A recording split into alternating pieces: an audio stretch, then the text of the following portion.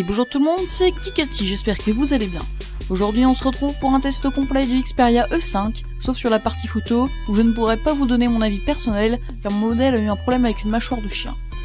En juin 2016, la gamme Sony a été chamboulée. Les Xperia Z sont devenus X et le dernier de la famille des E, traditionnellement sous la barre des 150€, vient avec le E5 s'imposer sur un segment autrement plus concurrentiel, celui des smartphones à moins de 200€. Sony n'a pas pris de grands risques avec cette E5, en utilisant le même design que la plupart de ses autres appareils mobiles. On se retrouve donc sur un smartphone des plus classiques, au dos plastique de bonne qualité. La face avant aurait pu être un peu mieux optimisée, puisque l'écran n'occupe que 69,45% de la surface. Sinon globalement le smartphone est bien fini, et donne une impression de qualité, surtout qu'il ne se fait pas trop lourd. Comparé par exemple à un iPhone 7, qui pèse 136 grammes pour 4,7 pouces, le Xperia E5 en pèse 147 pour 5 pouces. Les boutons quant à eux tombent bien sous la main, la prise jack est sur le dessus et la prise micro USB en bas. À droite de l'entrée micro USB, on retrouve un haut-parleur assez puissant et de bonne qualité. Pour ce qui est de l'écran, on retrouve ici un écran HD de 5 pouces avec une dalle IPS. Pour la température, on est plutôt bon, heureusement que Sony a corrigé le tir car c'est sur ses autres modèles les écrans tirés sur le bleu.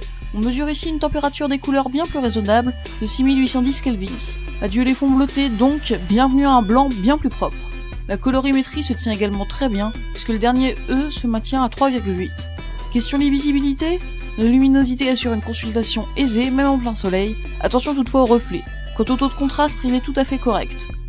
Du côté de l'interface, on retrouve quelque chose d'assez proche des launchers Google, pour vous faire une idée, ce qui reste quand même assez semblable à un Android pur. Malheureusement, Sony a tendance à précharger ses applications en plus de celles de Google, comme Xperia Lodge ou AVG Protection. La plupart ne sont en plus pas désinstallables, seulement désactivables, et prennent donc en place de la mémoire. Environ 6 Go sur 16 sont occupés au premier démarrage. Côté jeu, le E5 parvient à s'en tirer honorablement et réussit à faire tourner la plupart des jeux présents sur le Play Store. On a tout de même un nombre d'images par seconde pas toujours constant et des graphismes pas forcément des plus fins. Dans des jeux plutôt lourds avec beaucoup de joueurs ou d'IA, on ressent quelquefois du lag. Point négatif du modèle, il a tendance à se transformer en chauffage lors d'un jeu trop lourd ou un multitâche trop intense. Malgré le fait que Sony fournisse une importante partie des constructeurs de mobiles en module photo, le japonais n'a jamais vraiment réussi à maîtriser son propre matériel, et cela se voit encore sur cette E5.